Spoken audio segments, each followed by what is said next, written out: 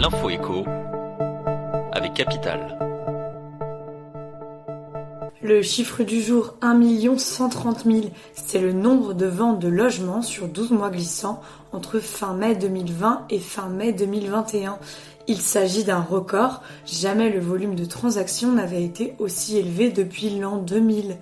À titre de comparaison, l'exercice 2019, qui était jusqu'ici considéré comme l'année la plus dynamique pour le marché immobilier, avait enregistré 1 067 000 ventes.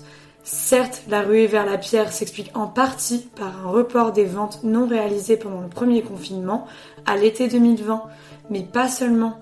Toutes les explications sont à retrouver sur notre site. L'info pratique Capital, le fisc vous doit de l'argent ?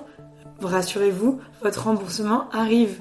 Les contribuables bénéficiant d'une réduction ou d'un crédit d'impôt pour les dépenses effectuées en 2020, comme par exemple des dons ou des dépenses d'emploi à domicile, ont normalement reçu un acompte de 60% en janvier 2021.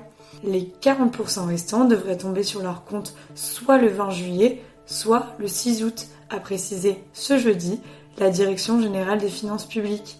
Idem d'ailleurs pour les contribuables dont les prélèvements à la source effectués l'an dernier ont été supérieurs au montant final de leurs impôts, le trop perçu leur sera remboursé le 20 juillet ou le 6 août. Le coup de gueule du jour pourrait être poussé par de nombreux professionnels.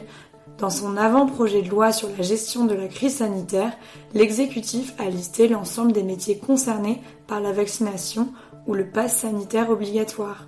Et ils sont nombreux. L'obligation vaccinale va s'appliquer au personnel soignant et non soignant des hôpitaux, des cliniques ou encore des EHPAD, mais aussi aux pompiers et aux ambulanciers. Quant au pass sanitaire, il sera obligatoire pour les employés des restaurants, des cafés, des grands centres commerciaux ou encore des cinémas et des théâtres. Et s'ils ne respectent pas leurs obligations, ils risquent gros, à savoir une suspension de leur contrat et donc du versement de leur salaire pendant 2 mois au maximum. Au-delà de cette période, ils s'exposent à un licenciement. Retrouvez la liste complète des métiers concernés sur capital.fr. Et on termine par la vidéo virale de cette infirmière de 35 ans sur le réseau social TikTok. Après l'annonce de la vaccination obligatoire pour le personnel des établissements de santé, les professionnels n'ont pas tardé à réagir sur les réseaux sociaux.